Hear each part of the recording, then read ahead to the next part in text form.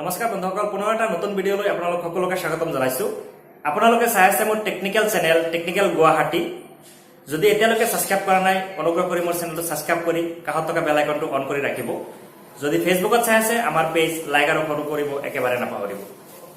So আজি আপোনালোকৰ কাৰণে পুনৰ এটা নতুন টেক ইনফৰমেশ্যন লৈ আপোনালোকৰ কাৰণে আহিছো।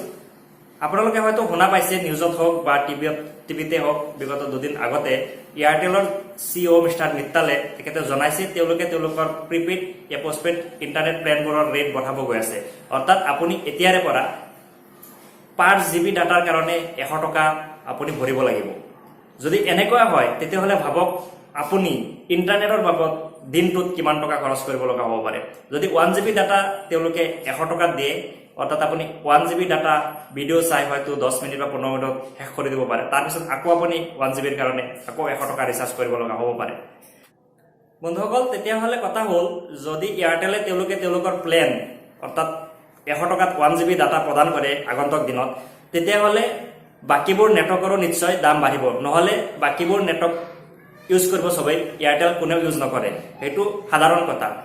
আপুনি হয়তো ইউজ নকৰে যদি এয়াৰটেলে অকল এয়াৰটেলৰ তেওঁলোকৰ প্লেনবোৰ বঢ়াই দিয়ে, কিন্তু বাকীবোৰ জিঅ' বা ভোডাফোন আইডিয়া সিহঁতৰ যদি প্লেনৰ ৰেটটো বাঢ়ি নাযায়, এতিয়াৰ দৰে থাকে, তেতিয়াহ'লে সকলো মানুহ এয়াৰটেলৰ পৰা শিফ্ট হৈ বাকীবোৰ নেটৱৰ্কত আহি যাব।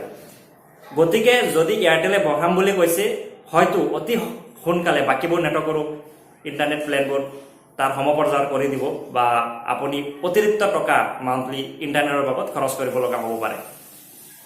তো বন্ধুসকল, সঁচাকৈ যদি ইণ্টাৰনেট প্লেনবোৰ সকলো নেটৱৰ্কৰে আগন্তুক দিনত বৃদ্ধি হয় বা বাঢ়ি যায়, তেতিয়াহ'লে আপুনি কেনেকৈ আপোনাৰ ইণ্টাৰনেট খৰচটো, মান্থলি যিটো ইণ্টাৰনেট পেকেজ বা ইণ্টাৰনেট প্লেন আপুনি কেনেকৈ কমাব, তাৰ দুটা সহজ পদ্ধতি আপোনালোকক এই ভিডিঅ'টোত জনাম। আপুনি কি কৰিব পাৰে, আপুনি ব্ৰডবেণ্ড কানেকশ্যন ল'ব পাৰে।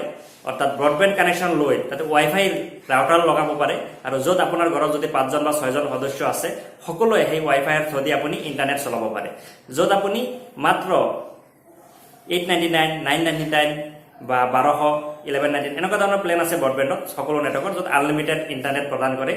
আৰু চবতকৈ কম ৰেটত ব্ৰডবেণ্ড ছাৰ্ভিচ প্ৰদান কৰি আছে এতিয়া বৰ্তমান ভাৰতৰ চৰকাৰী নেটৱৰ্ক, আপোনালোকে সকলোৱে জ্ঞাত BSNL-ৰ যদি ফাইবাৰ কানেকশ্যন আপুনি লয়, তেতিয়াহ'লে এই ফাইবাৰ কানেকশ্যনত ইণ্টাৰনেট চবতকৈ ফাষ্ট, আৰু আপুনি অতি কম মূল্যত সেই ব্ৰডবেণ্ড সুবিধাটো লাভ কৰিব পাৰে। যদি আপোনাৰ ঘৰত একেলগে বহু মানুহ আছে, আপুনি এইটো ইউজ কৰিব পাৰে। যেতিয়া আপুনি বাহিৰত যাব, তাৰ কাৰণে আপুনি ওপৰঞ্চি সেইবোৰ প্লেন, সৰু সুৰা প্লেন এটা ৰাখি থ'ব মোবাইল চিমখনত। আপুনি বাহিৰত যোৱা সময়খিনিত আপুনি ইণ্টাৰনেট যদি ইমাৰ্জেঞ্চি হয় আপুনি ইউজ কৰিব, নহ'লে বাকীখিনি সময়ত আপুনি সেই ঘৰত থকা ব্ৰডবেণ্ডৰ পৰা ইণ্টাৰনেট ইউজ কৰক।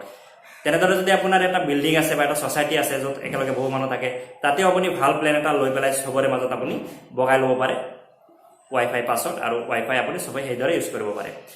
তাৰ লগতে আৰু এটা বস্তু আছে, যদি আগতক 2 মাহ বা 3 মাহ পিছত সকলো নেটৱৰ্কে তেওঁলোকৰ প্লেনবোৰ বঢ়াই দিয়ে, তাৰ আগতে আপুনি কি কৰিব পাৰে, ইয়াৰলি মোডৰ ৰিচাৰ্জ কৰিব পাৰে। য'ত নেকি জিঅ' প্ৰদান কৰি আছে আপোনাৰ 2121 1 বছৰৰ কাৰণে, বা বেলেগ বেলেগ প্লেন আছে, ডিছপ্লেত মই দেখাই দিছোঁ, এয়াৰটেলৰো আছে, বেলেগ বেলেগ নেটৱৰ্কৰো আছে। চ' এনেকুৱা ধৰণৰ প্লেন যদি আপুনি ইয়াৰলি মোডৰ কাৰণে আপুনি এবাৰত ৰিচাৰ্জ কৰি থয়, তেতিয়াহ'লে হয়তো আপুনি আগন্তুক 1 বছৰলৈকে আপোনাৰ ইণ্টাৰনেট খৰচটো কমাই ৰাখিব পাৰে। অৰ্থাৎ এতিয়া ৰিচাৰ্জ কৰি থ'লে 1 বছৰলৈকে প্লেনটো নিশ্চয় চলি থাকিব, সেইটো কাটা নাযায়।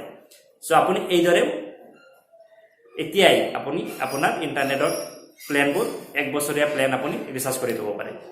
হয়তো যদি 1 মাহ বা 2 মাহৰ পিছত সকলো নেটৱৰ্ক বাঢ়ি যায়, তেতিয়াহ'লে হয়তো আপোনাৰ আগন্তুক 365 ডেজৰ কাৰণে কোনো অসুবিধা নহয়। চ' এই দুটা পদ্ধতিত আপুনি আপোনাৰ ইণ্টাৰনেট খৰচটো কমাব পাৰে। চ' যদি ভিডিঅ'টো আপোনালোকৰ ভাল লাগিছে, তেতিয়াহ'লে ভিডিঅ'টোত এতিয়া এটা লাইক কৰি দিয়ক, আৰু যিমান পাৰে ভিডিঅ'টো শ্বেয়াৰ কৰক, কিয়নো মোৰ এইটো চেনেল একেবাৰে নতুন হয়। আপোনালোকৰ সহায় সহযোগিতাই মই আগুৱাই যাবলৈ সক্ষম হ'ম। গতিকে আপোনালোকে যদি লাইক, শ্বেয়াৰ আৰু ছাবস্ক্ৰাইব নকৰে, নিশ্চয় মই আগুৱাই যাবলৈ সক্ষম নহ'ম।